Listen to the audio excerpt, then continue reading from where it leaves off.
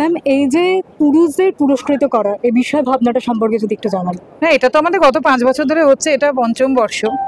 তো এটা যেহেতু পুরুষ মানুষ নিয়ে আমরা কাজ করি, দেখুন অনুষ্ঠান অনেক হয়, হ্যাঁ, সেখানে হয় নারী পুরুষকে একসঙ্গে পুরস্কৃত করা হয়, নয় নারীদের করা হয়। তো আমরা এটা প্রথম থেকেই ভেবেছি, সমাজে তো বহু পুরুষ আছেন যারা বহু অবদান রেখে চলেছেন, অনেক রকম সোশ্যাল কাজ করেন বা সমাজে তাদের নিজেদের ক্ষেত্রে তারা অনেক কন্ট্রিবিউশন করছেন, কিন্তু সেটা না খুব একটা আমরা সামনে আনতে চাই না।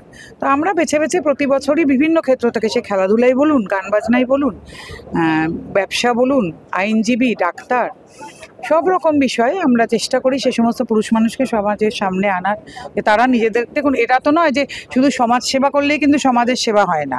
আপনি একজন ডাক্তার হয়ে যখন 10জন মানুষকে অপারেশন করছেন, জীবন ফিরিয়ে দিচ্ছেন, সেটাও তো সমাজের প্রতি কন্ট্রিবিউশন।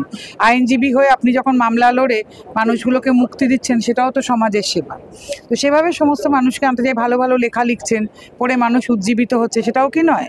কি আপনি একজন পুরুষ মানুষই আপনি ফ্যাশন ডিজাইনারও হতে পারেন, আপনার ভালো ভালো পোশাক লোকে পড়ছেন, আনন্দ পাচ্ছেন, ভালো গান গাইছেন, ছাত্রছাত্রী তৈরি করছেন, সব দিকগুলোই তো হতে পারে। তো সেই সব ক্ষেত্রে পুরুষ মানুষদের অবদানকে মনে রেখে তাদেরকে সামনে নিয়ে আসা, আর কিছুই নয়। এমন কিন্তু নয় যে এটা নারীদেরকে কোনোভাবে ছোট করা, কারণ আমরা সমাজের সেরা নারীও করি প্রত্যেক বছর নারী দিবসের প্রাক্কালে। যেহেতু 19শে নভেম্বর পুরুষ দিবস, তার প্রাক্কালে প্রতি বছর আমরা করি এটা।